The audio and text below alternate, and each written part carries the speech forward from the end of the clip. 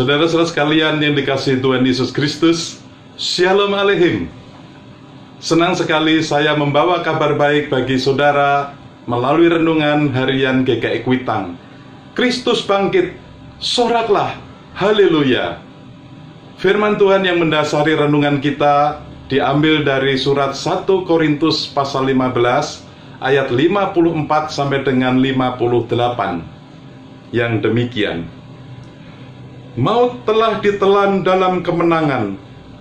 Hai maut, di manakah kemenanganmu? Hai maut, di manakah sengatmu? Sengat maut ialah dosa, dan kuasa dosa ialah hukum Taurat. Tetapi syukur kepada Allah yang telah memberikan kepada kita kemenangan oleh Yesus Kristus, Tuhan kita. Karena itu, saudara-saudaraku yang kekasih, berdirilah teguh, jangan goyah, dan giatlah selalu dalam pekerjaan Tuhan. Sebab kamu tahu bahwa dalam persekutuan dengan Tuhan, jerih payahmu tidak sia-sia. Demikianlah firman Tuhan. Berbahagialah setiap orang yang mendengar firman Tuhan dan yang memeliharanya. Tahukah saudara, apa yang seringkali paling ditakuti orang?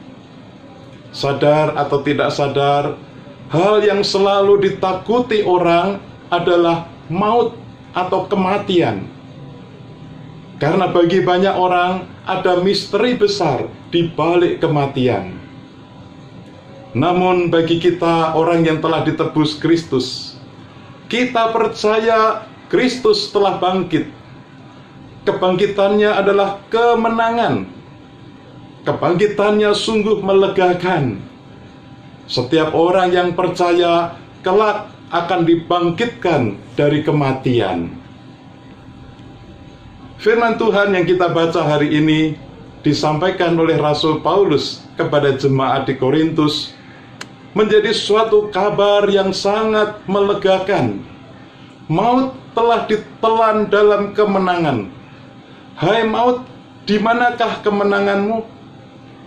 Maut telah dikalahkan oleh Kristus melalui kebangkitannya.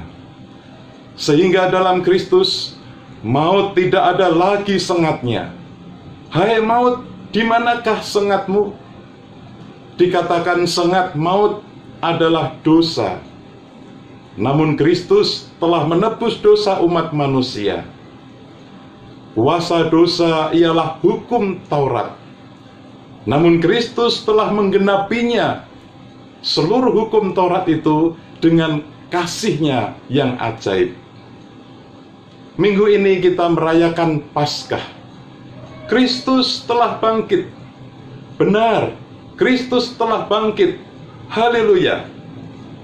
Kalimat-kalimat itu merupakan ucapan salam Paskah yang biasa diucapkan oleh orang-orang Kristen di abad-abad permulaan.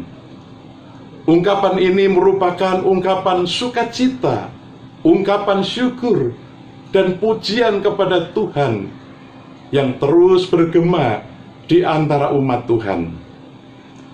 Di awal renungan ini kita telah mendengar pujian yang dipersembahkan oleh para pelayan ibadah GKI Kuitang. Nyanyian yang berjudul Kristus bangkit, soraklah. Syair asli lagu ini berjudul Christ the Lord is risen today oleh Charles Wesley, yang diterjemahkan oleh Yamuger. Lagunya oleh Henry Carey. Saudara-saudara, Kristus bangkit, soraklah. Melalui lagu ini kita semua diajak untuk bersorak memuliakan Tuhan. Haleluya. Biarlah di bumi dan di surga bergema pujian, haleluya. Mengapa saudara? Karena kuasa kubur dan neraka telah kalah. Karena kuasa maut telah ditaklukkan oleh Kristus. Kristus jaya atas maut. Karena kemenangan Kristus ini, maka terbukalah Firdaus. Artinya terbukalah anugerah keselamatan bagi manusia yang berdosa untuk dipulihkan seperti awal penciptaan di Firdaus. Relasi manusia dengan Allah yang sudah rusak dipulihkan. Relasi manusia dengan sesama yang sudah rusak dipulihkan. Relasi dengan seluruh ciptaan dipulihkan. Manusia mendapat kedamaian kembali. Puji Tuhan.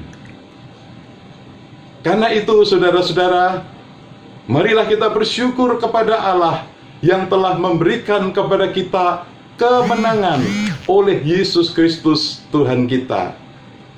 Sebagai tanda syukur dan berterima kasih kita, karena Tuhan sudah memberikan anugerah keselamatannya bagi kita. Bersediakah saudara mengisi seluruh hidup kita dengan hal-hal yang berarti? Kehidupan kita haruslah menjadi hidup yang bermakna. Sikap dan karakter kita semakin diperbaharui. Saudara-saudara, di tengah situasi pandemi yang belum usai ini, masyarakat kita menghadapi berbagai macam persoalan. Akhir-akhir ini ada teror bom bunuh diri, menghadapi bencana banjir di NTT dan berbagai tempat lainnya. Bersediakah saudara mengisi hidup ini dengan terus berkarya bagi sesama yang menderita, dengan terus mengembangkan seluruh talenta dan bakat yang Tuhan berikan kepada kita? Untuk apa, saudara?